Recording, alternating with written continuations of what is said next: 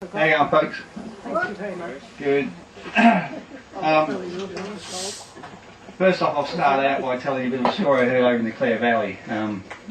It revolves around a bloke selling a horse. It was back in the early days, and there was a drought on, and he was selling off some stock, and he had a horse that he had to get rid of, and he put an advert in the local paper, and he said, "Horse for sale, don't look too good."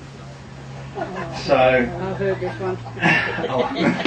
So a guy finally answers the ad, and he comes up and he looks at the horse and says to the farmer, he says, "He looks in pretty good, Nick." He said, "Oh, he don't look too good." He said, No. He said, "He looks in pretty good, Nick." He said, "I'll buy him off you." And he said, "Well, all right." He said, "But he don't look too good to me." He said, No. He said, I'll buy him off you." So anyway, the fella pays his money over and takes the horse away, and they happen to run across each other at the local sales. And the guy that's bought the horse turns around and says to the farmer, he says, "You mongrel."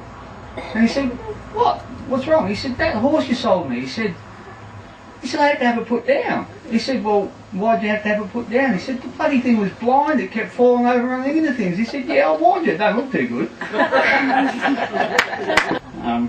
We went to see Pat Pirelli, a horse whisperer, so we're told. He has a reputation as a horse handler, both intelligent and bold. He rides bareback and bridleless, and wild horses he can tame. Well, I'm not much on wild horses, but bareback and bridleless, yep, I'm game. I said to Kirsty, I'll try Kirby. He's the quietest of our bunch. I'll saddle him up tomorrow, or rather I won't, just before lunch.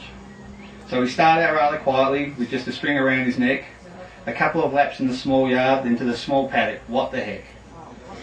We walk, trot and canter around the paddock, even stop and start. Hell, this is great. Look, no hands, I yell, throw my arms wide. Kirby's off, flat knacker for the gate. So the ride ends with me still on him, with my feet up round his ears. Kirsty rides up behind us laughing so hard she's brought to tears. I guess what doesn't kill you is said to make you stronger, but I should try some of that prior and proper preparation stuff. I just might live a little longer.